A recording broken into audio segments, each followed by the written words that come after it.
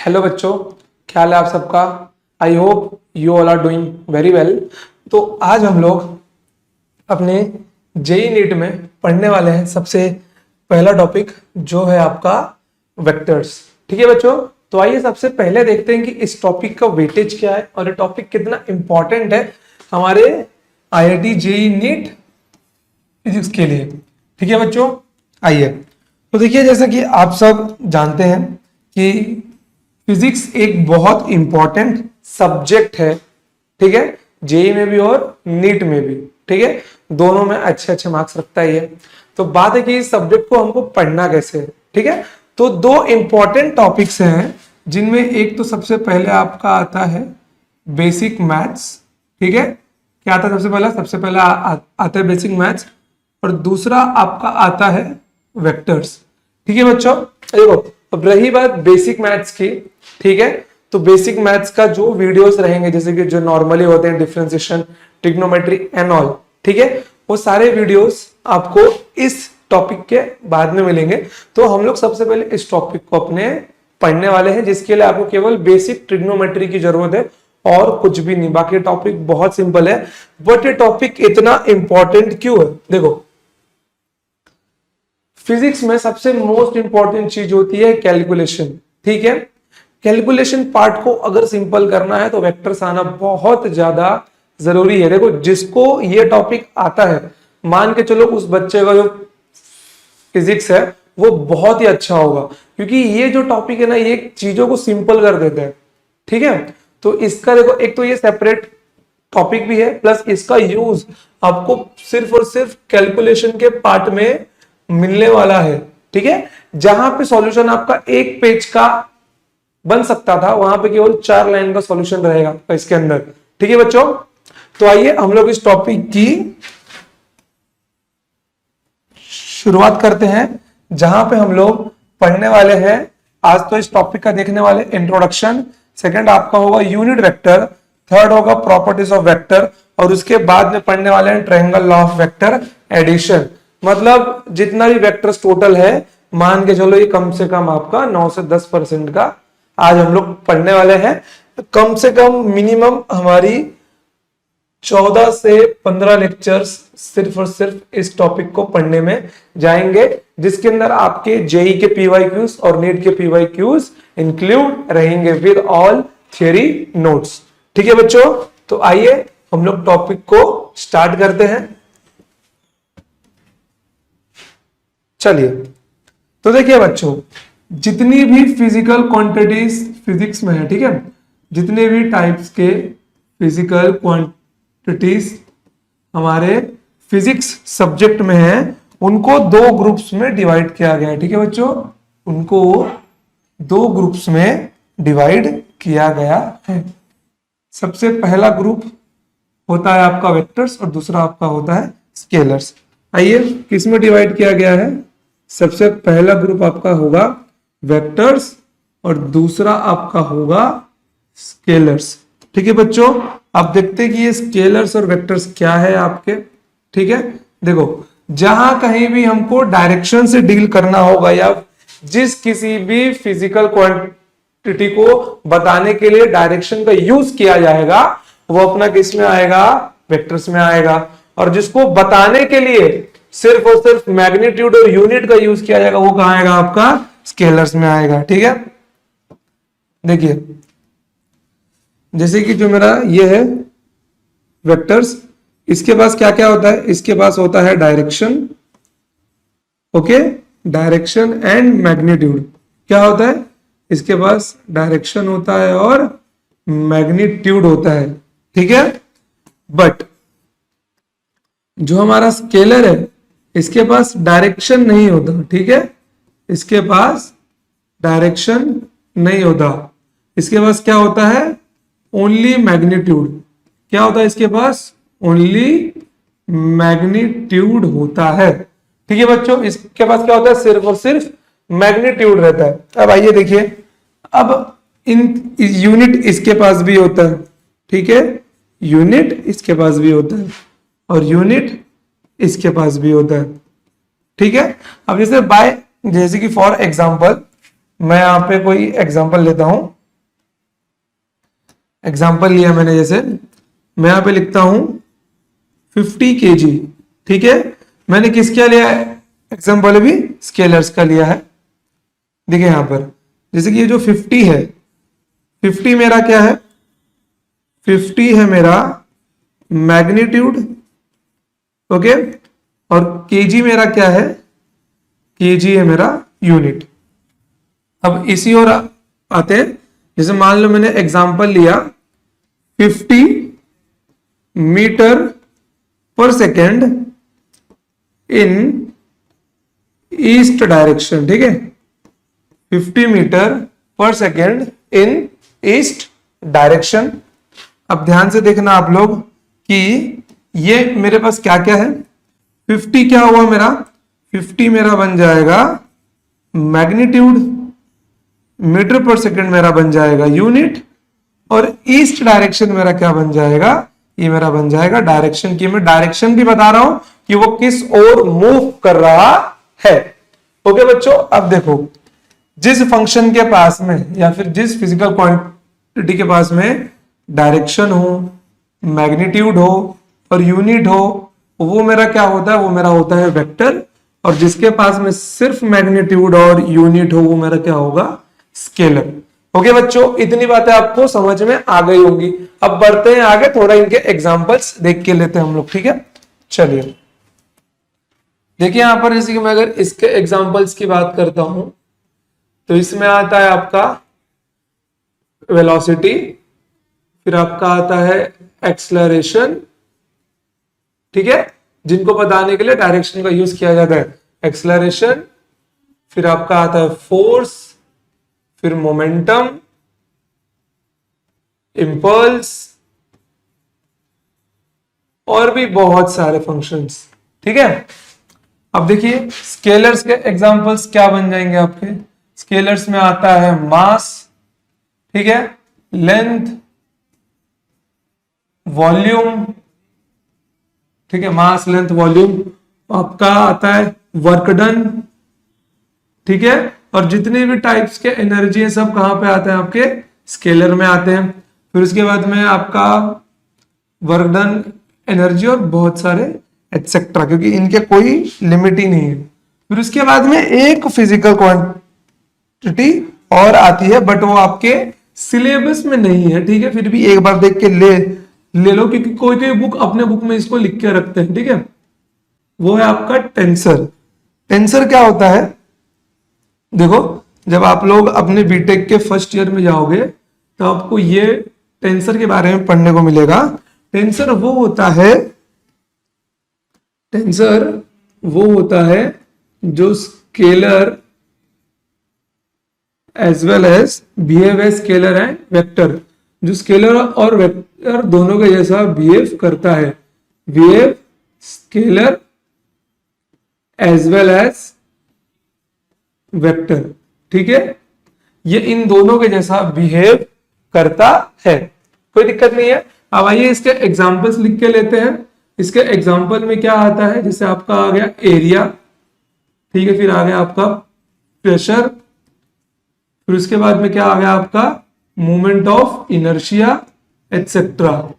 ये किस में आते हैं? आपके टेंसर में आते हैं, बट ये आपके जेई और नीट के सिलेबस में नहीं है, ठीक है। Not in JEE and NEET syllabus.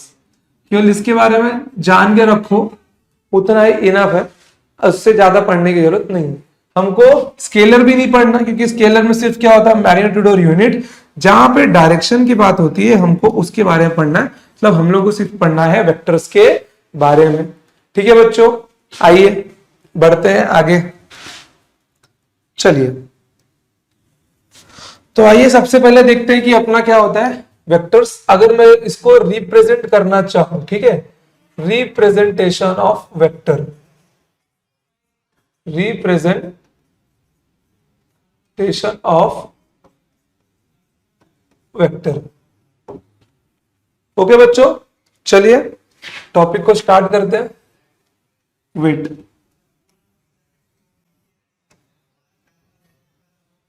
आइए जैसे देखिए मैंने एक एग्जाम्पल के रूप में यहां पे लिया, मैंने लिया फोर्स, ठीक है। फोर्स का सिंबल क्या होता है, एफ होता है। अब फोर्स मेरा है एक वेक्टर। अब मुझे अगर इसको दिखाना है तो मैं फोर्स के ऊपर क्या लगा दूंगा, फोर्स के ऊपर लगा दूंगा मैं एरो। क्या लगा दूंगा मैं इसके ऊपर, फोर्स के ऊपर मैं एरो लगा दूंगा। अब ये मेरा एरो क्या शो करता है वो ध्यान से देखना आप लोग, ठीक है। एरो मेरा क्या दिखाता है, ठीक है, ध्यान से देखना।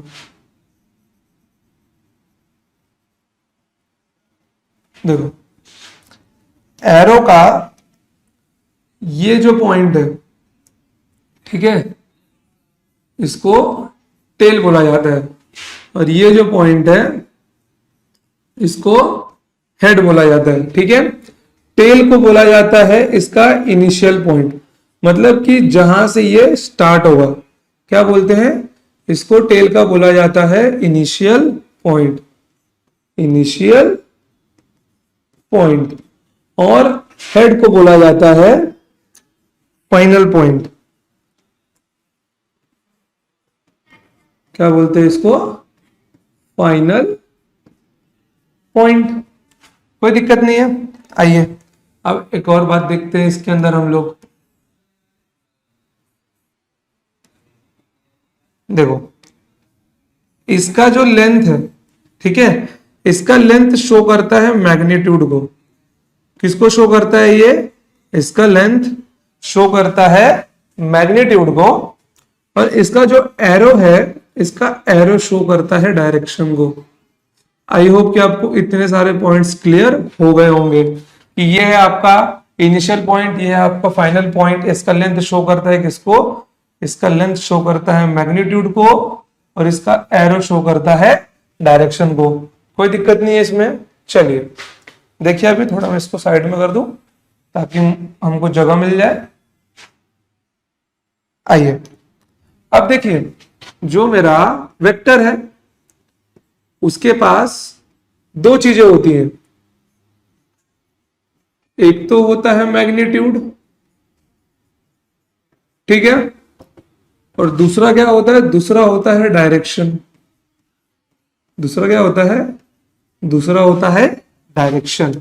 अब ध्यान से देखना आप लोग, अगर मैं एक कोई रैंडम वेक्टर लेता हूं, रैंडम वेक्टर आर, ठीक है, तो मैग्नीट्यूड कैसे शो किया जाए। देखो अगर किसी भी वेक्टर का मैग्नीट्यूड दिखाना है आपको, तो उसके ऊपर का एक तो वो एरो निकाल लो तो मैग्नीट्यूड बन जाएगा, या फिर दूसरा रास्ता है, जो वो आपका वेक्टर है उसको मॉड्यूलस में बंद कर दो, ठीक है, उसको मॉड्यूलस में बंद कर दो, तो क्या बन जाएगा, वो आपका मैग्नीट्यूड बन जाएगा।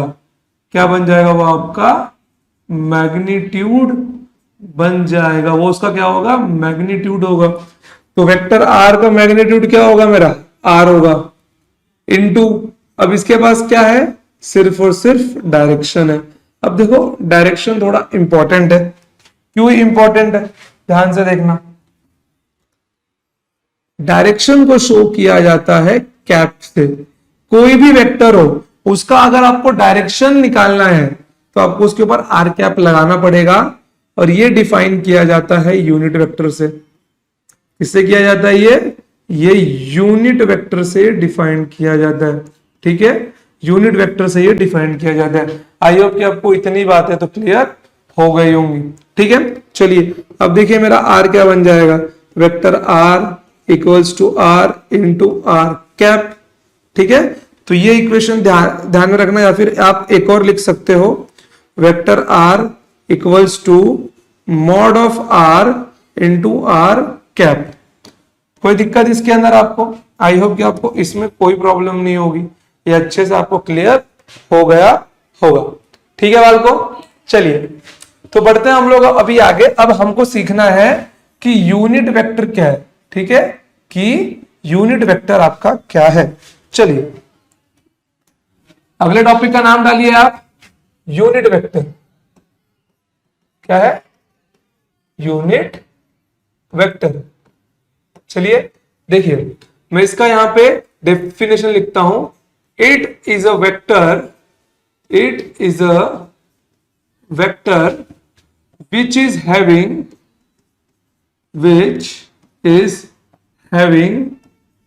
unit magnitude, which is having unit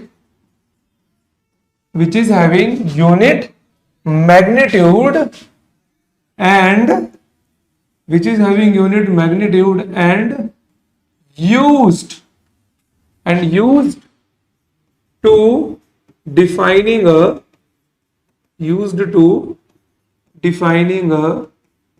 unit vector. ठीक है, used to defining a direction. wait used to defining a direction. ठीक है, used to defining a direction. ठीक है बच्चों, ध्यान से देखना, यहाँ पे आपको दो वर्ड्स दिए गए। कौन सा? कि एक तो ये क्या है, इसके पास क्या है आपका यूनिट मैग्नीट्यूड है, और इसका यूज क्यों किया जाता है? For defining the direction. अब इसका मतलब क्या है, देखो, जैसे कि मैंने आपको यहाँ पे एक इक्वेशन दिखाया, क्या था वो? आपका इक्वेशन था vector r equals to r into r cap. ठीक है, अब जिसके पास डायरेक्शन होगा वो क्या होगा? आपका क्या होगा? वेक्टर होगा। ओके, बट यहां पे जो मेरा डायरेक्शन वेक्टर है उसका मैग्नीट्यूड कितना है? एक। यूनिट मानी कितना होता है? एक होता है, तो उसका डायरेक्शन, तो उसका मैग्नीट्यूड कितना होगा? एक होगा। ठीक है, तो यहां से मेरे को अगर डायरेक्शन या फिर कहूं यूनिट वेक्टर निकालना है इसका, ठीक है, मुझको क्या निकालना है? डायरेक्शन निकालना है इसका, तो मैं क्या निकाल लूंगा? Vector r upon mod of r, और vector r equals to r upon mod of r। ये मुझको क्या मिल जाएगा? वेट, यहां मुझको क्या मिल जाएगा? ये मुझको मिल जाएगा डायरेक्शन ऑफ द वेक्टर। क्या मिल जाएगा मुझको? डायरेक्शन ऑफ द वेक्टर मिल जाएगा, जिसका मैग्नीट्यूड कितना होगा? जिसका मैग्नीट्यूड 1 होगा। ठीक है, अगर कोई वेक्टर यूनिट वेक्टर है तो उसका मैग्नीट्यूड हमेशा कांस्टेंट होगा। क्या होगा? उसका मैग्नीट्यूड हमेशा कांस्टेंट कितना होगा? 1 होगा। ठीक है, इतना बात ध्यान में रखना। अगर हम लोग किसी भी वेक्टर का डायरेक्शन निकाल रहे हैं, किसी भी वेक्टर का डायरेक्शन निकाल रहे हैं, तो एक बात ध्यान में रखना, आप लोग निकाल के देखोगे कि उसका मैग्नीट्यूड कितना मिलेगा? 1 मिलेगा। बट किसका? सिर्फ और सिर्फ डायरेक्शन का। ओके, डायरेक्शन ही क्या है आपका? यूनिट वेक्टर है। अब आइए देखिए, यहां पर जैसे कि मुझको मालूम है कि मेरे पास कोऑर्डिनेट सिस्टम में 3 एक्सिस है। ठीक है, मेरे पास क्या है? कोऑर्डिनेट सिस्टम में 3 एक्सिस है। ठीक है, अब देखो, इसका नाम है एक्स एक्सिस, इसका है वाई एक्सिस, और इसका है जेड एक्सिस। ठीक है, अब देखो यहां पे मुझको ना डायरेक्शन डिफाइन करने की जरूरत क्यों पड़ी? मुझको डायरेक्शन डिफाइन करने की जरूरत क्यों पड़ी, या फिर उसको यूनिट मैग्नीट्यूड मैंने क्यों दिया? ठीक है, या फिर वो ऑटोमेटिक आ गया, देना भी नहीं पड़ा। जैसे कि अगर कोई ऑब्जेक्ट मेरा एक्स एक्सिस में मूव कर रहा है, तो मैं बोल दूंगा कि वो एक्स में जा रहा है, उसका डायरेक्शन एक्स की ओर है। कोई वाई में जा रहा है तो उसका डायरेक्शन वाई की ओर होगा। कोई अगर जेड में जाएगा तो उसका डायरेक्शन जेड की ओर होगा। ठीक है, बट मान लो, लेट सपोज मैं यहां पे एक लाइन लिखता हूं, मैंने एक्स एक्सिस की ओर लगाया 10 न्यूटन का फोर्स, और मैं यहां पे क्या लिख सकता हूं बताने के लिए कि इसका डायरेक्शन क्या है? मैं यहां पे लिख सकता हूं 10 newton force along x axis. ठीक है, अब एक बात बताओ, 10 newton force along x axis, y axis, z axis, क्या मेरे जितने भी रहेंगे वेक्टर्स को बताने के लिए मैं बार बार इसी का प्रयोग करना पड़ेगा मेरे को, कि मेरे को इतना लंबा लंबा लाइन लिखना पड़ेगा? मुझे नहीं लिखना है ना। तो मैंने यहाँ पे क्या किया? मैंने यहाँ पे एक नोटेशन का यूज किया कि जो भी एक्स एक्सिस में रहेगा उसका डायरेक्शन बताने के लिए मैं किसका यूज करने वाला हूं? आई कैप का। जो वाई एक्सिस में रहेगा उसका डायरेक्शन बताने के लिए जे कैप का, और जो z में रहेगा उसका डायरेक्शन बताने के लिए k कैप का। कैप क्यों? क्योंकि डायरेक्शन को मैं कैप से डिनोट कर रहा हूं इसके लिए, क्योंकि डायरेक्शन को मैं कैप से डिनोट कर रहा हूं इसके लिए कि कोई अगर एक्स एक्सिस में जा रहा है, जैसे मैंने यहां पे लिखा tan i कैप, मतलब क्या होगा कि 10 मैग्नीट्यूड का कुछ तो जो भी हो वो एक्स एक्सिस में है, मतलब उसका डायरेक्शन एक्स एक्सिस की ओर है।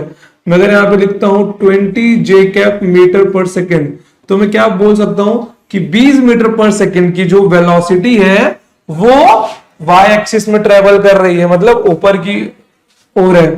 ठीक है, या फिर मैं अगर लिखता हूं 30 के कैप न्यूटन, तो यहां पे क्या मिल जाएगा मेरे को कि 30 न्यूटन का जो फोर्स है वो जेड एक्सिस में लग रहा है। ठीक है, तो ये जो डायरेक्शन लिखने से मेरे को सिंपलिसिटी क्या मिल गई कि मैं हर एक जितने भी मेरे फिजिकल क्वांटिटीज है मैं उनको किसी एक डायरेक्शन में बता सकता हूं।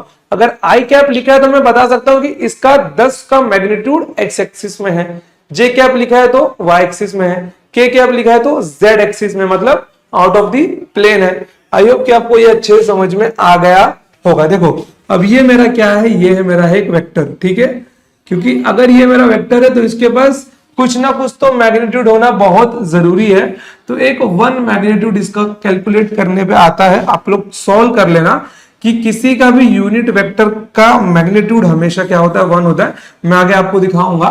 ओके, बस आपको अभी के लिए इतना ध्यान में रखना है कि जो भी मेरा यूनिट वेक्टर होगा, ठीक है, जो भी मेरा यूनिट वेक्टर होगा उसका मैग्नीट्यूड कितना होगा, 1 होगा। और एक और बात ध्यान में रखनी है कि अगर कोई एक्स एक्सिस में ट्रेवल कर रहा है तो उसका डायरेक्शन आई कैप, कोई वाई में कर रहा है तो जे कैप, कोई जेड में कर रहा है तो के कैप उसका डायरेक्शन होगा। अब देखो किसी किसी बुक में ना ऐसा भी लिखा होता है एक्स कैप, वाई कैप और जेड कैप, तो कंफ्यूज मत होना आप लोग, ये भी क्या है, उनके डायरेक्शन ही है। ओके बच्चों, चलिए, तो आई होप कि आपको ये टॉपिक अच्छे समझ में आ गया होगा। अब बढ़ते हैं अपने अगले टॉपिक की ओर, जो है हमारा पोजीशन वेक्टर। क्या है? Position vector. चलिए, पोजीशन वेक्टर क्या होता है? लेट सपोज मैं अपना यहां पे कोऑर्डिनेट सिस्टम लेता हूं, ठीक है,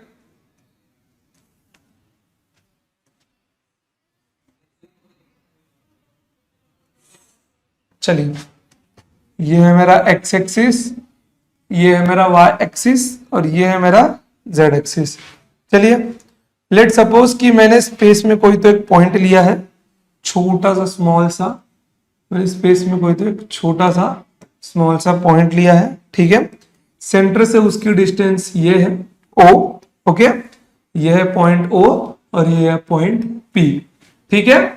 अब देखना, ये जो ओपी है, ये जो ओपी है, ये मेरा क्या होगा, ओपी बनेगा, ओपी वेक्टर, मतलब इस पॉइंट पी के लिए एक वेक्टर यहां पे क्या बनेगा, मेरा ओपी वेक्टर बनेगा। अब ध्यान से देखना कि ये पॉइंट मेरा स्पेस में है, तो इसके कोऑर्डिनेट्स क्या क्या होंगे, x comma y comma z होंगे, इसके कोऑर्डिनेट्स होंगे, ठीक है। आइए, अब मुझे ओपी की वैल्यू निकालनी है, क्योंकि ये तो स्पेस में, गलती से मत समझ लेना कि एक्स वाई के प्लेन में, ये आपका पॉइंट स्पेस में है, ठीक है। तो एक काम करता हूं कि मैं यहां से एक परपेंडिकुलर यहां पे ड्रॉप करता हूं और यहां से एक लाइन इससे ऐसे जोड़ देता हूं, ठीक है। ध्यान से देखना आप लोग, अब देखना यहां पर, यहां से एक पैरेलल लाइन यहां पे मारो और एक्स एक्सिस के पैरेलल में एक लाइन आप लोग यहां पे मारो, ठीक है। थोड़ा सही दिख रहा है? आइए, अब देखिए मैंने ऐसा क्यों किया, देखो यहां पर, ठीक है बच्चों, ध्यान से देखना।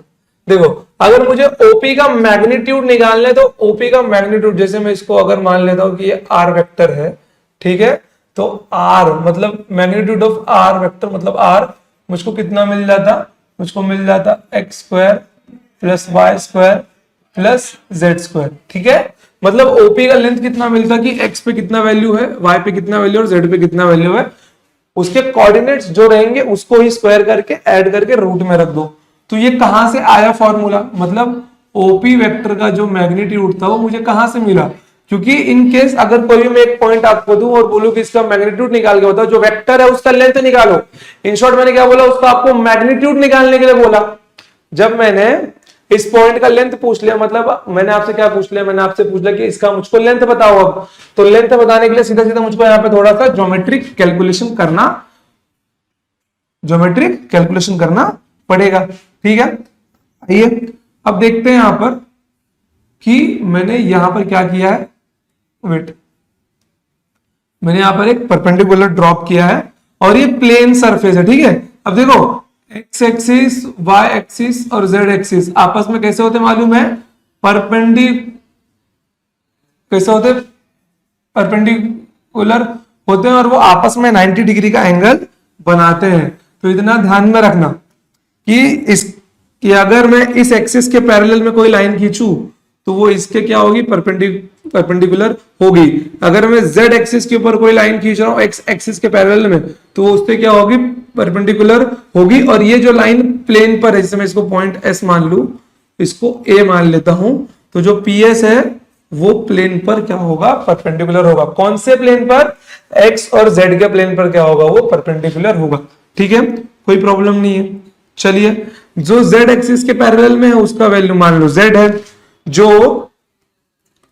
जो x एक्सिस के पैरेलल में है उसका मान लो x है, OA का। ठीक है, अब देखो अगर मैं ट्रायंगल OSA देखता हूं, OAS को देखता हूं, अगर मैं ये वाला ट्रायंगल देखता हूं तो मुझे क्या दिख जाएगा, यहाँ पे पाइथागोरस थ्योरम लगाऊंगा तो मुझे इसका मान मिल जाएगा ना। मुझे इसका मान कितना मिल जाएगा, root of X square plus Z square मिल जाएगा मुझे OS का मान। जब OS का मान मिल गया तो y के पैरेलल वाले का लेंथ कितना होगा, y होगा। तो देखिए ट्रायंगल OPS में, OPS को ट्रायंगल OPS के दोनों साइड्स का लेंथ मुझे मिल गया है। ट्रायंगल OPS के दोनों साइड्स का लेंथ मुझे मिल गया है। तो मैं यहाँ पे इन ट्रायंगल OPS के ऊपर पाइथागोरस थ्योरम लगा दूंगा तो क्या मिल जाएगा, OP square equals to PS square plus OS square मिल जाएगा मुझे। ठीक है, तो यहां पे OP स्क्वायर माने R स्क्वायर। ठीक है, PS की वैल्यू क्या है यहां पर, Y square plus root of X square plus Z square. अब जब आप लोग इसके ऊपर स्क्वायर लगाओगे तो रूट निकल जाएगा, तो ब्रैकेट में अरेंज करके लिख देता हूं मैं x square plus y square plus z square equals to r square, तो मेरे को r की वैल्यू क्या मिल जाएगी, root of x square plus y square plus z square means magnitude of OP vector. Okay, I hope कि आपको ये जो सिंपल सा प्रूफ है ये समझ में आ गया होगा, इसमें कोई भी डाउट नहीं रहा होगा। ठीक है, अच्छे से इसको अपने नोट्स में उतार लो, लिख लो, बहुत सिंपल सा प्रूफ है। अब आते हैं एक सिंपल चीज के ऊपर, थोड़ा मैं इसको साइड में करता हूं। ठीक है बच्चों, चलिए थोड़ा सा इसको मैं साइड में करता हूं यहां पर, और आपको इसके नोट्स की PDF हमारे ग्रुप में मिल जाएगी, जिसका लिंक मैंने नीचे डिस्क्रिप्शन में दिया हुआ है। ठीक है, अब आइए, लेट सपोज मैं यहां पे दो प्लेन लेता हूं, एक मतलब एक दो एक्सिस लेता हूं XY प्लेन में। ठीक है, ध्यान से देखना, ये x है, ये y है, इसका डायरेक्शन क्या है, मेरा आई कैप है। अभी बताया मैंने कि जो x एक्सिस में ट्रेवल करता है उसका डायरेक्शन क्या होगा, आई कैप होगा, और जो y एक्सिस में ट्रेवल करता है उसका डायरेक्शन क्या होगा, जे कैप होगा। ठीक है, अब मान लो ये है मेरा ओरिजिन O और मैंने यहां पर एक पॉइंट लिया है। ठीक है, मैंने यहां पर एक पॉइंट लिया है, पॉइंट A, और यहां पे एक पॉइंट लिया है मैंने, पॉइंट B। अगर मैं आपको पूछूं, अगर मैं आपको बोलूं कि लेट्स सपोज कि OA का मैग्नीट्यूड x है और OB का मैग्नीट्यूड y है, तो मुझे बताओ OA वेक्टर को मैं कैसे लिख सकता हूं और OB वेक्टर को मैं कैसे लिख सकता हूं। मैंने आपको मैग्नीट्यूड दोनों का दे दिया है, OA का भी और OB का भी। मेरा जो ये मेरा फंक्शन है वेक्टर, वेक्टर मेरा क्या होता है, मैग्नीट्यूड इंटू डायरेक्शन। मैग्नीट्यूड कितना इसका x है और डायरेक्शन क्या है इसका आई कैप है, कोई प्रॉब्लम नहीं। OB क्या है, मैग्नीट्यूड y है और डायरेक्शन क्या है j कैप है। तो ऐसे मैं अपने पोजीशन वेक्टर्स लिख सकता हूं। अगर आपको पोजीशन वेक्टर्स के बारे में बताना हो तो आप उसका मैग्नीट्यूड और डायरेक्शन उसके साथ में एक साथ मल्टीप्लाई करके लिख दे, आपको मिल जाएगा आपका पोजीशन वेक्टर। कोई दिक्कत इसके अंदर, बहुत सिंपल है, ठीक है। टॉपिक इतना भी टफ नहीं है जितना टफ हमको लगता है, हाँ, बट ये टॉपिक इंपॉर्टेंट बहुत है, ठीक है। अगर आप लोग इसके पूरे के पूरे 12 लेक्चर्स देख लेते हो ना बच्चों, तो आपको खुद समझ में आएगा कि आपका पढ़ने के पहले लेवल क्या था और पढ़ने के बाद लेवल क्या है। ये जो सीरीज है इसकी पूरे के पूरे जेई मेंस और एडवांस को टच वहां से आपको लेके जाएगी। चलिए तो बढ़ते हैं हम लोग आगे। हम लोग का पोजीशन वेक्टर हो चुका है, आइए चलिए अब देखिए एक और टॉपिक आता है आपका एडिशन ऑफ वेक्टर। क्या आता है, addition of vector.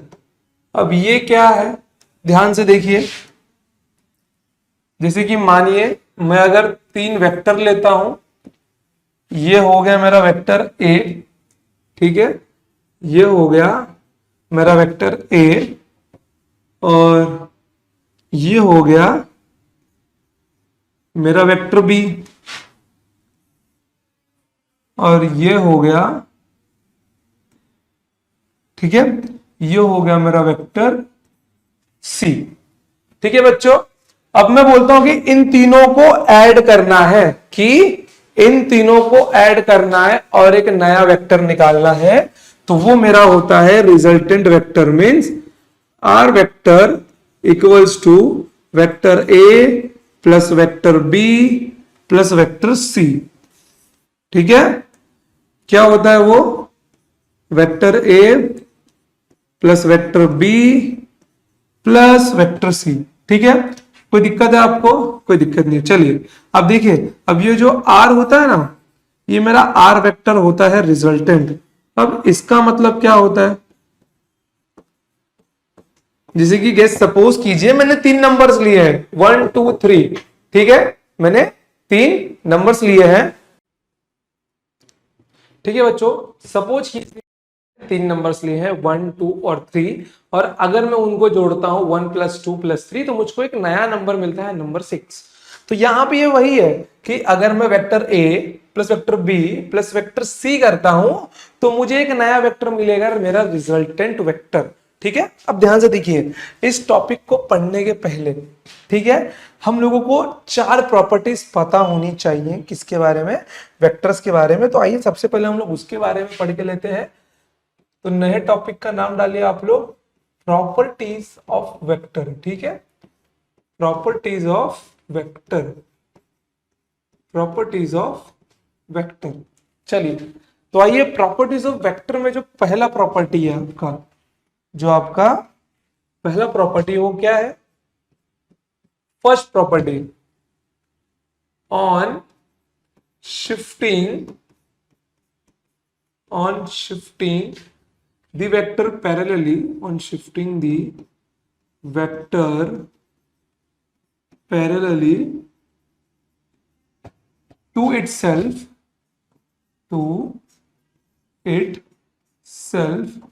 vector remains unchanged, ठीक है, vector remains unchanged। अब ध्यान से देखना कि ये बोल क्या रहा है, ध्यान से देखो। लेट सपोज मैंने यहां पे एक वेक्टर लिया, इसका नाम दिया मैंने वेक्टर A, ठीक है।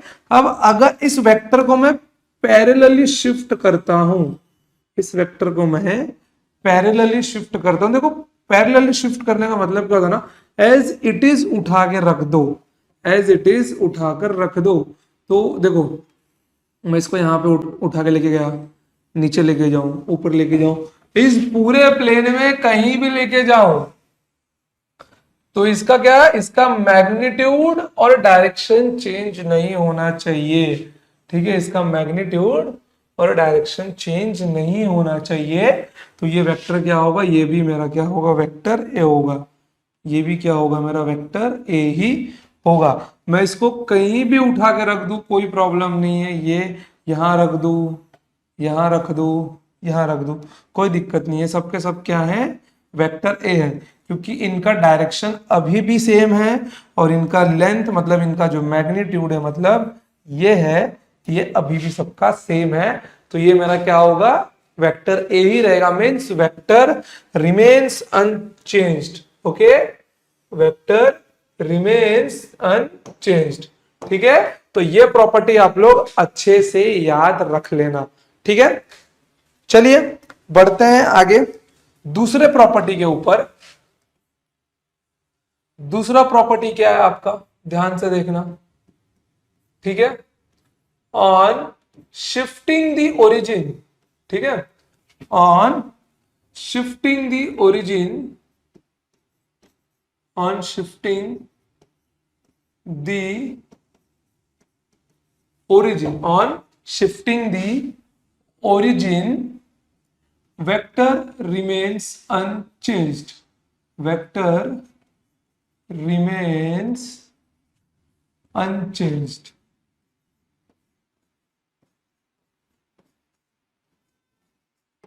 Vector remains unchanged. ठीक है बच्चों, फॉर एग्जाम्पल मैं यहां पे अपना कोऑर्डिनेट सिस्टम बना के लेता हूं। ठीक है, मैं यहां पे अपना कोऑर्डिनेट सिस्टम बना के लेता हूं। मैं मान लेता हूं ये है मेरा ओरिजिन। ठीक है, ये मेरा क्या है, ये मेरा ओरिजिन जहां पे मुझे कोऑर्डिनेट सिस्टम बनाना है। चलिए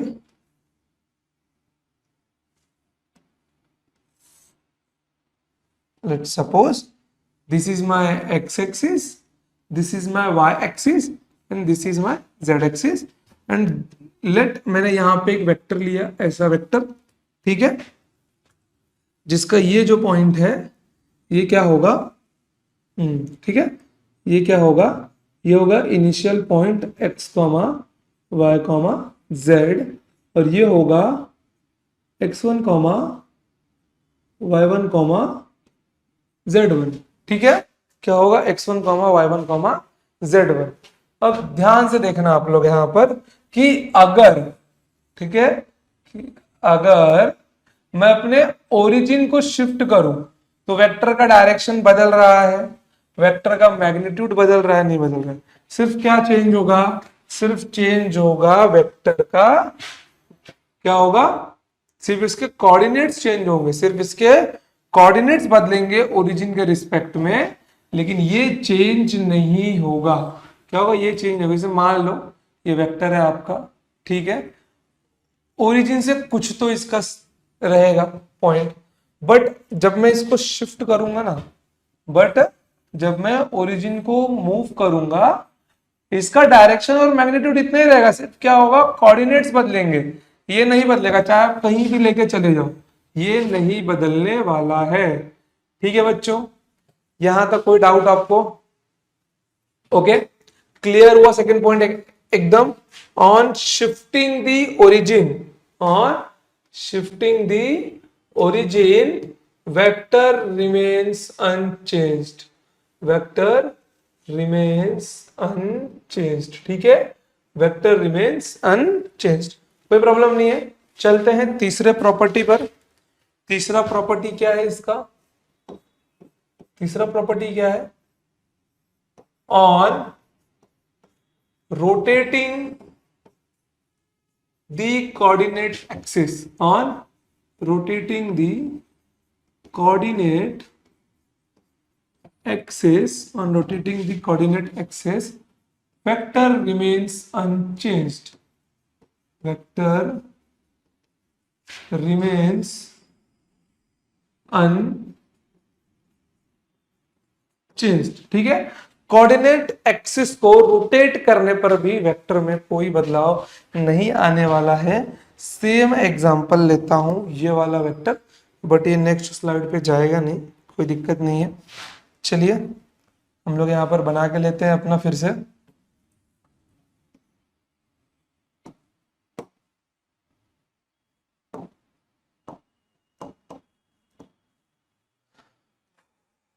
चलिए फिर से बना के लेते हैं अपने कोऑर्डिनेट एक्सिस को।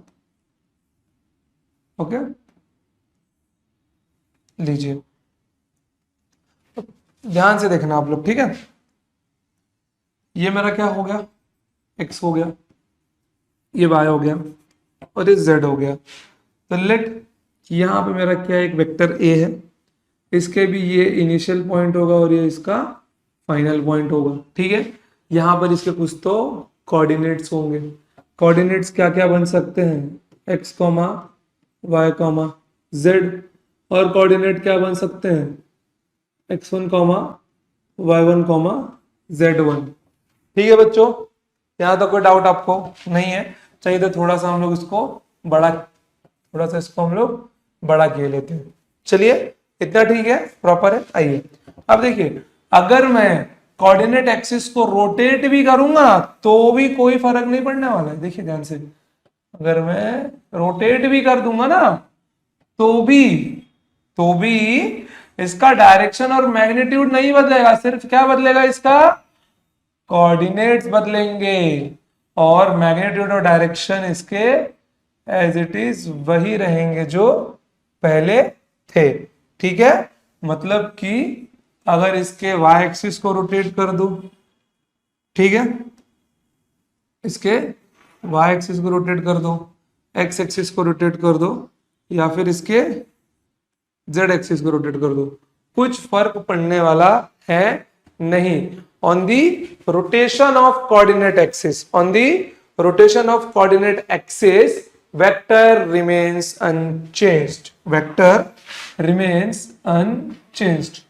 तो आई होप कि आपको ये तीनों प्रॉपर्टीज अच्छे से समझ में आ गए होंगे। अब एक आखिरी वाला बचा हुआ है, वो अच्छे से समझ लेना आप लोग, ठीक है। चलिए आइए बढ़ते हैं आगे। Write down the fourth property. Okay, vector changes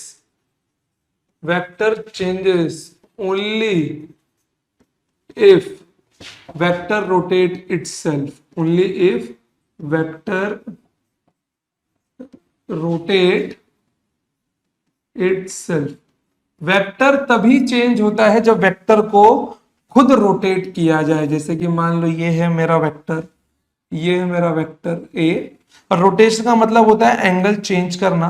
angle change करना मतलब कि लेट गेस कि ये किसी ना किसी तो प्लेन में रहेगा, ठीक है, ये किसी न किसी प्लेन में तो होगा ही, ठीक है, ये जिस भी प्लेन में हो, ठीक है, ये जिस भी प्लेन में हो, ठीक है, उसके साथ में ये कुछ तो एंगल थीटा बना रहा होगा, उसके साथ में कुछ तो एंगल थीटा बना रहा होगा। बट लेट सपोज कि मैं क्या करूं, मैं इसको रोटेट कर दूं, ठीक है। लेट सपोज मैं इसको क्या करूं, मैं इसको अगर रोटेट कर देता हूं, अब अभी तो मैंने क्या किया, इसको पैरेलली शिफ्ट किया, बट अगर मैं इसको रोटेट कर दूं तो क्या होगा, अगर मैं इसको रोटेट कर दूं, देखो मैंने क्या किया, इसको रोटेट किया, ठीक है, थोड़ा सा रोटेट किया मैंने सिर्फ, तो ये जो है अब एंगल थीटा नहीं बनाएगा, ये कोई दूसरा एंगल अल्फा बनाएगा अपने बेस के साथ में, समझ गए।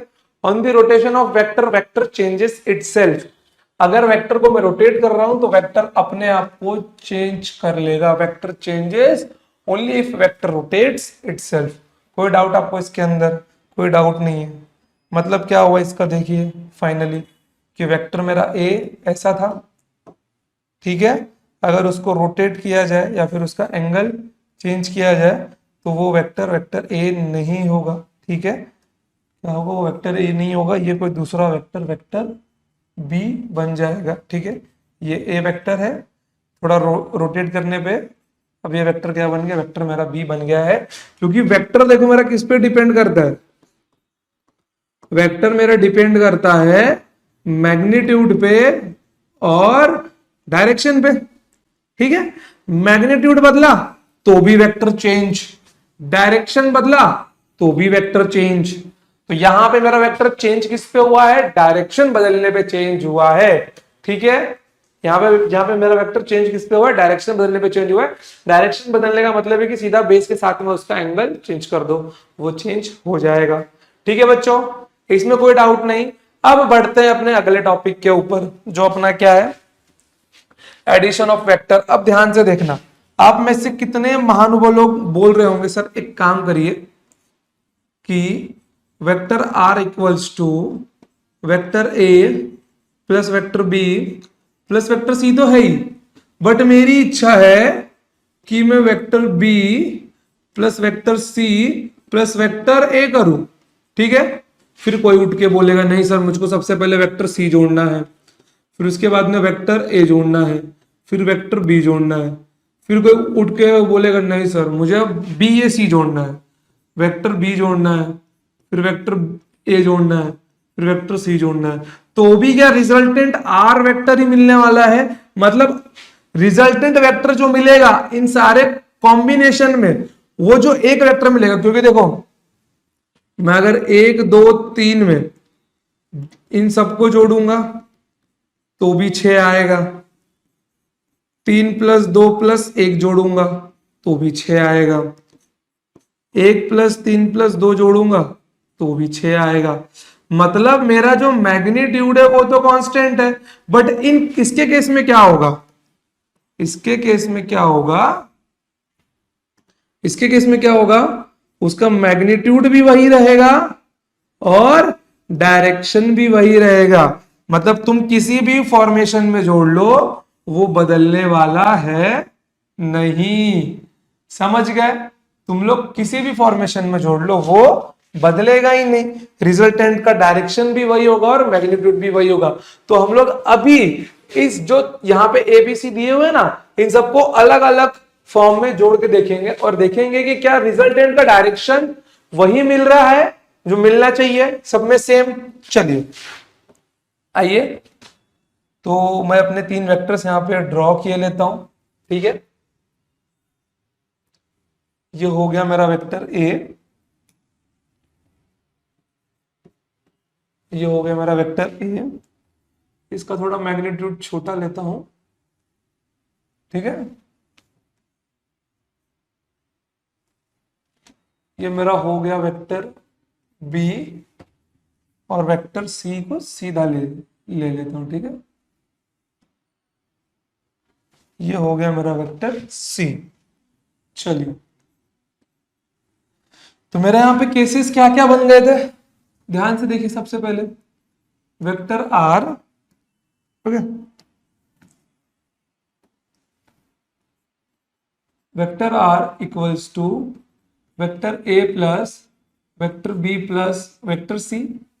दूसरा केस क्या बन गया था मेरा, vector b plus vector c plus vector ए।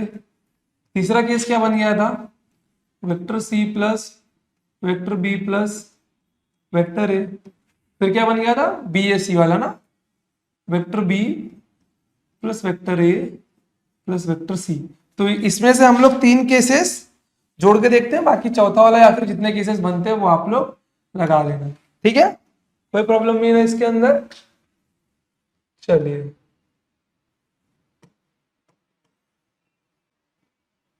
चलिए तो मैं सबसे पहला केस लिखता हूं।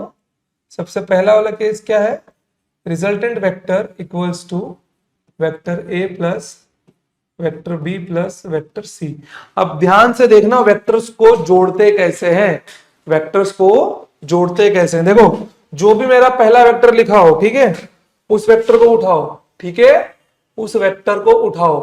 ओके, ये वेक्टर को मैंने यहां पे पैरेलल प्लेस किया, इस वेक्टर को मैंने यहां पे क्या किया, पैरेलली प्लेस किया। अब पहले वेक्टर के हेड पे दूसरे वेक्टर का टेल लगाओ, मतलब जो अगला वेक्टर है उसके टेल को इसके हेड पे लगाओ। तो आपको फॉलो क्या करने वाली मैं, head tail head tail head tail. ठीक है, head tail head tail head tail. चलिए, अब देखिए ये जो दूसरा वाला है वेक्टर, इसको मैं कहां लगाऊंगा, पहले वेक्टर के हेड पे लगाऊंगा, मतलब दूसरे वेक्टर का टेल पहले वाले के हेड पे लगाऊंगा, फिर आगे वाले का टेल पिछले वाले के हेड पे लगेगा। समझा? आगे वाले का टेल पिछले वाले के टेल पर लगेगा। यही एक प्रॉब्लम होता है इसके अंदर, लगता नहीं है प्रॉपरली। चलिए कोई दिक्कत नहीं है, लग गया ये। देखिए अभी मुझको मिल गया कि मैंने सबको क्या किया, पैरेलली शिफ्ट किया। अब देखो जो मेरा रिजल्टेंट वेक्टर होता है, रिजल्टेंट वेक्टर क्या होगा, इनिशियल टू फाइनल पोजीशन को ऐड कर दो, इनिशियल टू फाइनल पोजीशन को ऐड कर दो। ये है मेरा इनिशियल पोजीशन और ये है मेरा इसका फाइनल पोजीशन। ठीक है, तो अगर मैं इसको ऐड करता हूं, अगर मैं इसको ऐड करता हूं तो ये मेरा क्या मिल जाएगा मेरे को, ये मेरा मुझको मिल जाएगा रिजल्टेंट वेक्टर। क्या मिल जाएगा मुझको, मेरा ये रिजल्टेंट वेक्टर मिल जाएगा। अब आइए, अब सेम दूसरा केस लगा के देखते हैं यहां पर कि क्या सेम बात बन रही है अपनी कि नहीं बन रही है। चलिए अब दूसरा केस क्या है मेरा, b प्लस सी प्लस ए वाला। क्या देखते हैं, इसमें भी रिजल्टेंट वही मिलता है मेरे को, resultant vector equals to b plus c plus a vector. Okay let's go. देखो पहले b है तो मैंने b को उठाया सबसे पहले। ठीक है, क्या उठाया मैंने, b को उठाया। ध्यान से देखना आप लोग। अब देखना b के हेड पे आगे वाले का टेल लगेगा। ठीक है, b के हेड पे आगे वाले का टेल लगेगा। फिर उसके बाद में, वेट यार ये तो मैंने इस पे उठा लिया, b के टेल पे आगे वाले का, b के हेड पे आगे वाले का टेल, फिर उसके बाद में इसके ऊपर, इसके हेड के ऊपर a का टेल लगेगा। किसका लगेगा, a का टेल लगेगा। कोई प्रॉब्लम नहीं है। ठीक है, कोई प्रॉब्लम नहीं है ना। चलिए अब ध्यान से देखना आप लोग, मैंने क्या बोला था, इनिशियल टू फाइनल आप हमको ऐड करना है। ठीक है, इनिशियल टू फाइनल हमको ऐड करना है, तो ऐड कर दो। देखो ये मेरा बन गया रिजल्टेंट वेक्टर, ये मेरा क्या बन गया, रिजल्टेंट वेक्टर। कुछ फर्क दिख रहा है आपको? कोई फर्क नहीं है बच्चा, सबका सब डिट्टो, एक का एक कार्बन कॉपी है। कि इसके रिजल्टेंट का डायरेक्शन ये है तो इसका भी डायरेक्शन यही है।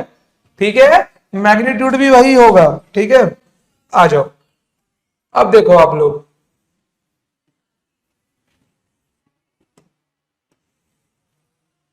अब देखो, अब करते हैं हम लोग तीसरा वाला केस। क्या है, c plus B plus A. ठीक है, resultant equals to, resultant equals to c plus B plus A. ठीक है, ध्यान से देखना आप लोग। अब देखो यहां पर ध्यान से एकदम, कि पहले c वाले को बोला है तो कैरी करो c वाले को, c वाला लगा दो। ठीक है, फिर क्या बोला है b वाला, तो c वाले के हेड पे b का क्या लगेगा, टेल लगेगा। c वाले के हेड पर b का टेल। बस इतना ध्यान में रखना कि पीछे वाले के हेड पर आगे वाले का टेल लगाना है, आपका परफेक्ट फिगर बन जाएगा। चलिए आपका क्या होगा, परफेक्ट फिगर बन जाएगा। अरे यार ये तो इसको ही उठा लिया मैं।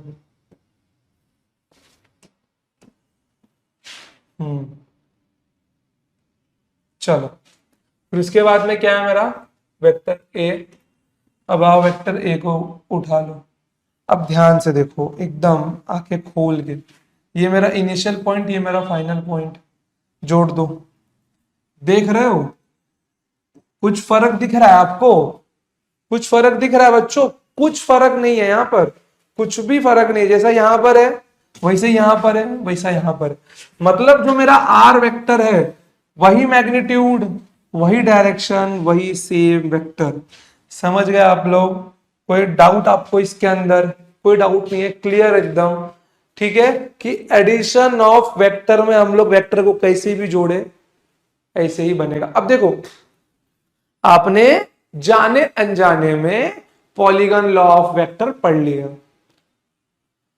देखो, ट्रायंगल में कितनी साइड्स होती है? 3 साइड्स होती है। जो हम लोगों को अगला लॉ पढ़ना है triangle law of vector addition का, तो 2 साइड्स रहेंगी, तीसरा बनेगा रिजल्टेंट। ठीक है। पॉलीगन वाले में क्या होता है, 2 से ज्यादा वेक्टर दिया हुआ होगा या 3 से ज्यादा वहां पे दिया हुआ रहेगा आपका वेक्टर्स, तो उसको जोड़ना क्या होता है, पॉलीगन लॉ ऑफ वेक्टर आपका बनता है। पॉलीगन मतलब क्या होता है, मोर देन 3 साइड्स। ओके, तो यहां पे क्या हो गया आपका, देख रहे हो, 4 साइड्स 4 साइड्स 4 साइड्स, तो ये आपका क्या हो गया, पॉलीगन लॉ ऑफ वेक्टर हो गया है। अब बढ़ते हैं हम लोग आगे अपने अगले टॉपिक के ऊपर, जो है अपना triangle law of vector addition. चलिए, triangle law of vector addition, triangle law of vector addition. चलिए बालको, ध्यान से देखना आप लोग, बिल्कुल एकदम भौकाल मचा देंगे हम लोग। वेक्टर्स माने कुछ नहीं होगा आपके लिए, केवल 12 दिन बोलते ना, एकदम इज्जत वाला इसको प्यार दे दो अपना, फिर वेक्टर बोलेगा आओ बाबू हम तुमको बताते हैं कि हमको पढ़ना कैसे है। ठीक है, लेट सपोज एक और बात जो इसके पहले का टॉपिक बच गया है उसको भी देख लो। ठीक है, वो है आपका एंगल बिटवीन दी वेक्टर्स। ठीक है, एंगल बिटवीन दी वेक्टर्स, कि वेक्टर्स के बीच में एंगल क्या होता है। देखो, वेक्टर्स के बीच में एंगल निकालने के 2 मेथड होते हैं। एक होता है टेल टू टेल, मतलब टेल को टेल से ज्वाइन कर दो। दूसरा होता है हेड टू हेड। क्या होता है, हेड टू हेड का मेथड। ठीक है, दोनों ही मेथड बहुत अच्छे हैं, बट मुझे स्पेशली पसंद है टेल टू टेल वाला, तो हम लोग टेल टू टेल मेथड पढ़ेंगे। हेड टू हेड बिल्कुल इसके जैसा, ये कार्बन कॉपी है, बस टेल को हेड से रिप्लेस कर दो। ठीक है, तो आइए, आपको एक ही मेथड फॉलो करना है तो हम भी एक ही मेथड लेके चलेंगे, कोई प्रॉब्लम नहीं है उसके अंदर। आइए, लेट सपोज कि मैंने यहाँ पे 2 वेक्टर्स लिए। ठीक है, मैंने यहाँ पे 2 वेक्टर्स लिए,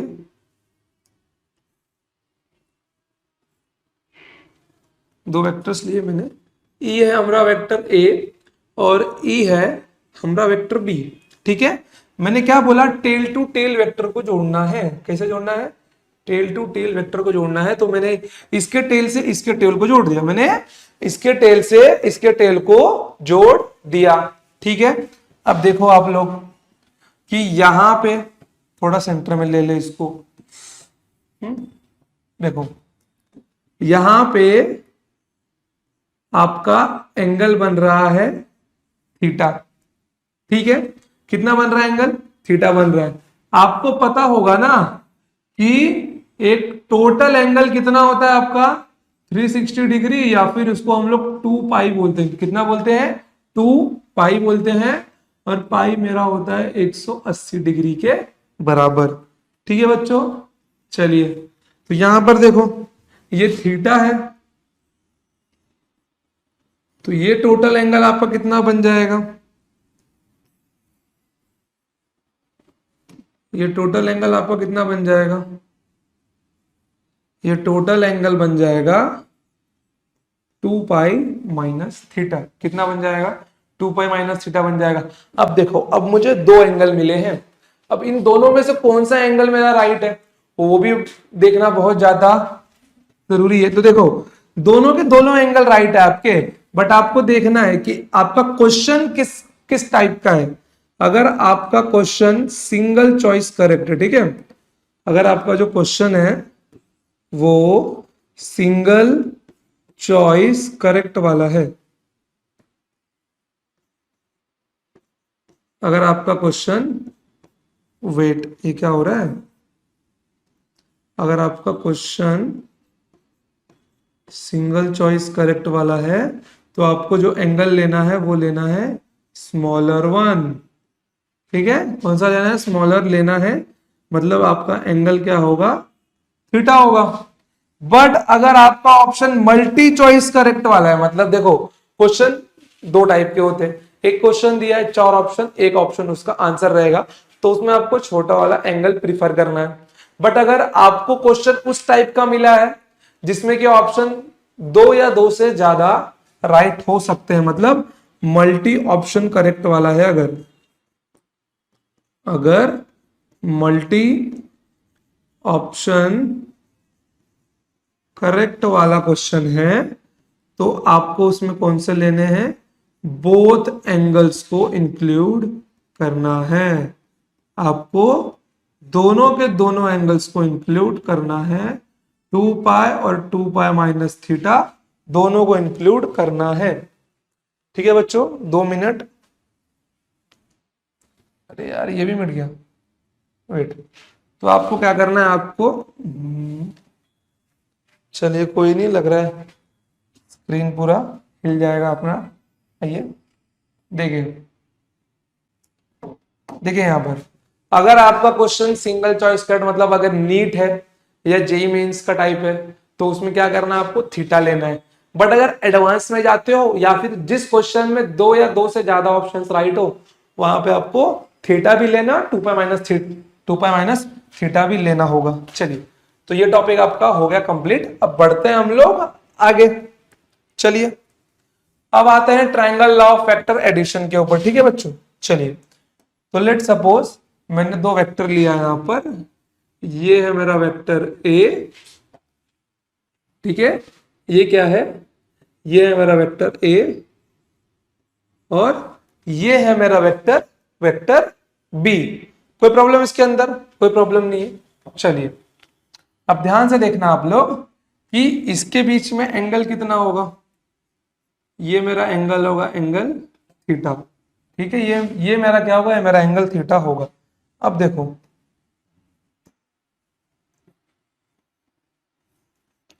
अगर मैं इस वेक्टर को पैरेलली यहां पे शिफ्ट करूं तो कोई प्रॉब्लम नहीं होगी, क्योंकि मैंने अभी देखा पैरेलल शिफ्टिंग। ठीक है, फिर उसके बाद मैं अगर को यहां ऊपर शिफ्ट करूं तो भी कोई प्रॉब्लम नहीं होगी, चल जाएगा। अब ध्यान से देखना, ठीक है, मैंने अभी रिजल्टेंट क्या बताया था आपको, मैंने अभी रिजल्टेंट आपको बताया था कि अगर वेक्टर का इनिशियल पॉइंट पकड़ू, देखो ना वेक्टर कंटिन्यूएशन कैसे पे आता है कि पहले के हेड पे दूसरे का टेल लगाओ, यहाँ पे पहले का हेड है और दूसरे का टेल है। तो अगर मैं इस इनिशियल से एक फाइनल पॉइंट तक जोड़ दूं तो वो यहाँ पे वेक्टर ए और बी के बीच का क्या बन जाएगा, रिजल्टेंट बन जाएगा। सेम चीज यहां पर है, ए के इनिशियल से बी के फाइनल वाले को जोड़ दूं मैं, क्योंकि ए के हेड से बी का टेल यहां पे क्या है, जॉइंड है। तो ये दोनों वेक्टर्स के लिए सेम रिजल्टेंट का काम नहीं करेगा, वेक्टर ए प्लस वेक्टर बी। समझ गए? तो मतलब जो बीच का लाइन होगा वो मेरा क्या होगा, वो मेरा होगा रिजल्टेंट वेक्टर। क्या होगा मेरा, वो मेरा रिजल्टेंट वेक्टर होगा। ओके बच्चों, कोई दिक्कत नहीं है। चलिए, तो इनके रिजल्टेंट वेक्टर को ड्रॉ किया जाए। ये मेरा बन गया रिजल्टेंट वेक्टर। ठीक है, क्या बन गया मेरा, ये मेरा बन गया रिजल्टेंट वेक्टर, वेक्टर ए प्लस वेक्टर बी। 3 वेक्टर रहता तो वेक्टर ए प्लस बी प्लस सी, 2 है तो इसलिए ए प्लस बी। अब देखना, ठीक है, यहां पे ये है मेरा वेक्टर आर और ये है मेरा वेक्टर बी। तो काम करता हूं, थोड़ा सा इसको मैं मिटा देता हूं। ठीक है, इसको मैं बाहर ही लिखता हूं, vector r equals to vector A plus vector b. ठीक है, यहां पे आर और बी के बीच में एंगल कितना है, अल्फा है। ठीक है, आर और बी के बीच में एंगल कितना है, यहां पे एंगल अल्फा है। अब ध्यान से देखना है यहां पर कि अगर मैं यहां पर क्या करता हूं, इसको थोड़ा आगे एक्सटेंड करता हूं। ठीक है, इसको मैंने थोड़ा आगे एक्सटेंड किया और यहां पे मैंने क्या किया, एक परपेंडिकुलर ड्रॉप किया। मैंने यहां पे क्या किया, मैंने यहां पे एक परपेंडिकुलर ड्रॉप कर दिया। ठीक है, चलो अब ध्यान से देखो, इस वेक्टर का मैग्नीट्यूड कितना होगा, ये होगा मैग्नीट्यूड बी। इस वेक्टर का मैग्नीट्यूड कितना होगा, ए का पैरेलल, तो मैग्नीट्यूड कितना होगा इसका, यही होगा। और ए और बी के बीच में एंगल कितना है मेरा, एंगल थीटा है। देखो ना यार बच्चों, ऐसा भी क्या कर रहे हो आप लोग, देखो अगर मैं इस वेक्टर को पैरेलली यहाँ पे शिफ्ट करूं तो ये एंगल कितना मिल जाएगा, एंगल थीटा ही मिलेगा ना। देखो ना ए और बी के बीच में एंगल थीटा, मैंने वेक्टर बी को यहां से उठाया और यहां पे रख दिया तो कितना मिलेगा एंगल, सरफेस के साथ में थीटा ही तो बनाएगा ये, कोई दिक्कत नहीं है। चलिए कोई दिक्कत नहीं है, इतना समझ गया आपको कि ये एंगल कितना होगा, थीटा होगा। अब ध्यान से देखना आप लोग कि मुझे इसकी वैल्यू चाहिए और मुझे इसकी वैल्यू चाहिए, ठीक है, मुझे इन दोनों की वैल्यू निकालनी है। चलिए लेट सपोज मैं इसको मान लेता हूं ए एक्स और इसको मान लेता हूं मैं ए वाई, ठीक है। मैंने मान लिया कि ये जो लेंथ है ये ए एक्स की लेंथ है और ये जो लेंथ है ये ए वाई की लेंथ है, ठीक है बाल को। चलिए भौकाल भौकाल मचाते हैं एकदम, आइए। इसका मैग्नीट्यूड कितना है, इसका मैग्नीट्यूड है मैग्नीट्यूड भी।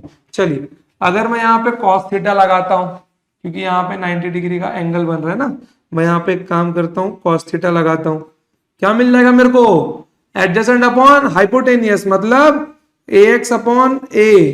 तो ax कितना होगा मेरा, ax मेरा होगा a cos थीटा। यहां पे लिख दो बेटा इसको यहां पर कि इसकी वैल्यू कितनी होगी आपकी, a cos थीटा होगी, ठीक है। चलिए अब ध्यान से देखना आप लोग कि अगर मैं यहाँ पे साइन थीटा का मान निकालता हूं कितना मिल जाएगा मुझे, वो मुझे मिल जाएगा ए वाई अपॉन ए, कितना मिल जाएगा ए वाई अपॉन ए, मतलब ए वाई का मान कितना मिल जाएगा फिर मेरे को, ए साइन थीटा, कितना मिलेगा मेरे को, ए साइन थीटा मिल जाएगा। इसकी वैल्यू कितनी होगी, ए साइन थीटा होगी, कितनी होगी, ए साइन थीटा होगी। अभी ए एक्स और ए वाई निकाल दो, कोई दिक्कत नहीं है, और इन लोगों को थोड़ा साइड में किए दो, ठीक है। चलिए अब आप लोग, आई होप कि आपको ये इतना तो समझ में आ गया होगा, ठीक है। अब आप लोग ध्यान से देखना कि आपको ना यहाँ पे एक बड़ा ट्रायंगल दिखाई दे रहा होगा, आपको यहाँ पर बड़ा ट्रायंगल दिखाई दे रहा होगा। कौन सा बड़ा ट्रायंगल आपको दिख रहा होगा, देखिए ये वाला बड़ा ट्रायंगल आपको दिख रहा होगा, रुकिए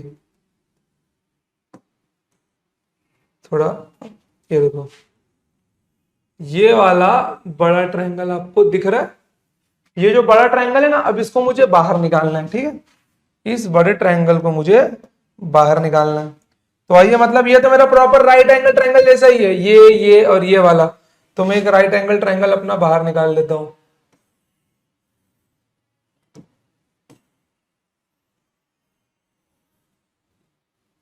ठीक है। चलिए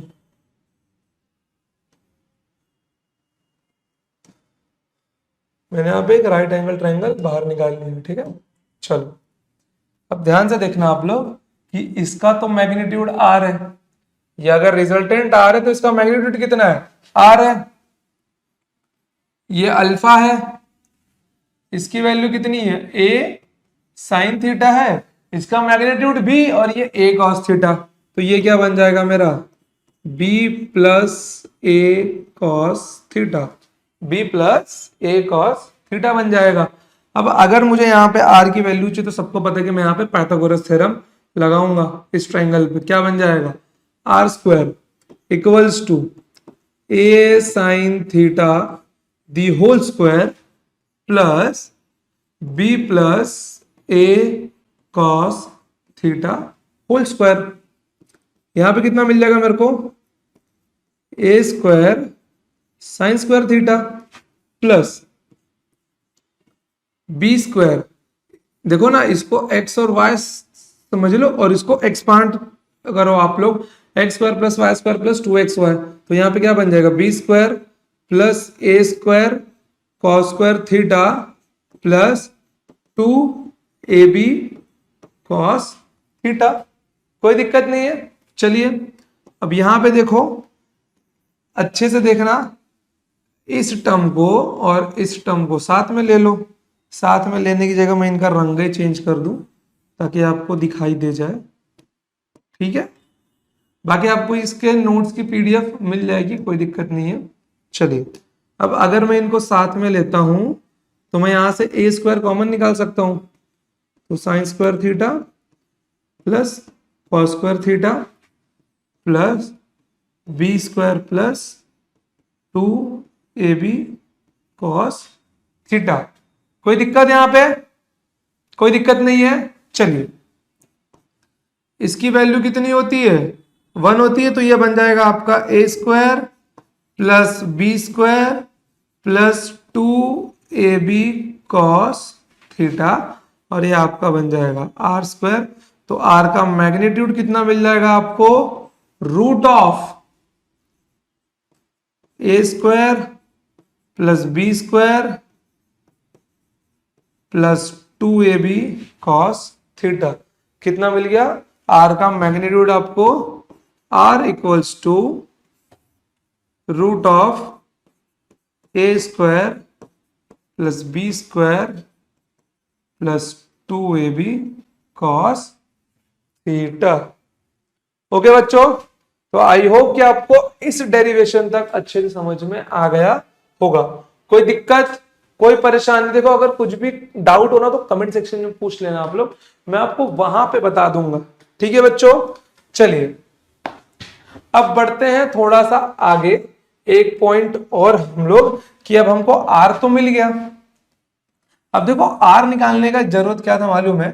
आर निकालने का जरूरत यह था कि अगर मैं कोई भी वेक्टर लेता हूं, अगर मैं कोई भी वेक्टर लेता हूं और उनके बीच में मैं कोई भी थीटा लेता हूं, अगर मैं कोई भी वेक्टर लेता हूं और उनके बीच में अगर कोई भी थीटा लेता हूं, तो मुझे उनका रिजल्टेंट निकालने में कोई परेशानी नहीं हो। इसलिए मैंने क्या क्या किया, यहाँ पे प्रूफ निकाल लिया।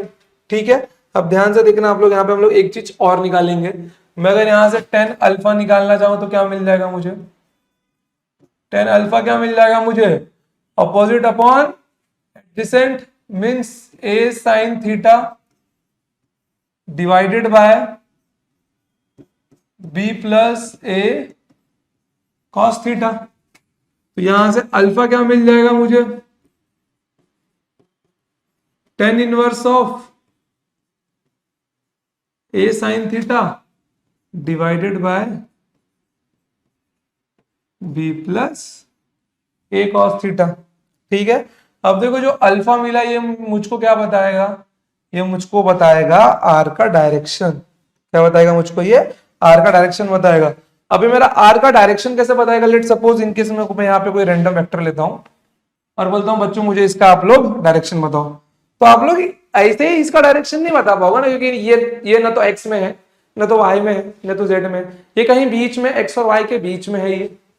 ठीक है, बट अगर मुझे इसका एंगल पता हो तो मैं क्या बोल सकता हूं कि ये सरफेस या एक्स एक्सिस से 30 डिग्री ऊपर की ओर है। तो मतलब मैं इसका डायरेक्शन बता सकता हूं, बट किसकी मदद से? एंगल की मदद से। इसके लिए मुझे यहां पे एंगल निकालना जरूरी था कि अगर मुझे डायरेक्शन ऑफ रिजल्टेंट बताना है तो मैं कैसे बताऊंगा। ठीक है, मुझे अगर डायरेक्शन ऑफ रिजल्टेंट बताना है तो मैं कैसे बताऊंगा? ऐसे बताऊंगा। ठीक है, अच्छे से आप लोग इसको लिख लो। कोई प्रॉब्लम हो कमेंट सेक्शन में बता देना, बट ये आप लोग नोट डाउन करके ले लो। और इसी को ही पैरेललोग्राम लॉ ऑफ वेक्टर भी कहते हैं, क्योंकि आप लोग देखो ना यार, यहाँ पे क्या बन गया है? एक पैरेललोग्राम बन गया है ना, इसको ही क्या कहते हैं? Parallelogram law of vector. ठीक है, पैरेललोग्राम लॉ ऑफ वेक्टर कहते हैं। कोई दिक्कत बच्चों? चलिए, तो एक काम करते हैं, आज का लेक्चर हम लोग यहीं तक स्टॉप करते हैं। मुझे पूरी उम्मीद है कि आपको इसके अंदर कोई भी डाउट नहीं रहा होगा। डाउट वगैरह है जितना भी हमने आज देखा है, ठीक है, जितना मतलब आपको डाउट वगैरह कुछ भी रहेगा तो आप लोग कमेंट सेक्शन में पूछ सकते हो, जहां भी डाउट हो आपको। वैसे तो कोई हमने आज मुश्किल पार्ट देखा नहीं है, सबके सब सिंपल ही थे। और इसकी पीडीएफ आपको टेलीग्राम के चैनल में मिल जाएगी, और टेलीग्राम के चैनल का लिंक डिस्क्रिप्शन में दिया हुआ है। ठीक है बच्चों, चलिए तो आज के लिए इतना ही, मिलते हैं next time. Till then tata bye, जय हिंद, जय भारत, लव यू ऑल। बस बच्चों की आप लोग ना इस सीरीज को फॉलो करते लेना, केवल और केवल ज्यादा से ज्यादा 12 to 13 डेज बस। क्योंकि आप लोग वेक्टर्स में इतने ज्यादा एक्सपर्ट बन जाओगे ना, फिर तब आपको लगेगा कि यार वेक्टर्स भी इजी है और क्वेश्चंस भी इजी है, क्योंकि वेक्टर इमेजिनेशन कैसे करना वो हमको बताता है। ठीक है बच्चों, चलिए till then tata bye bye.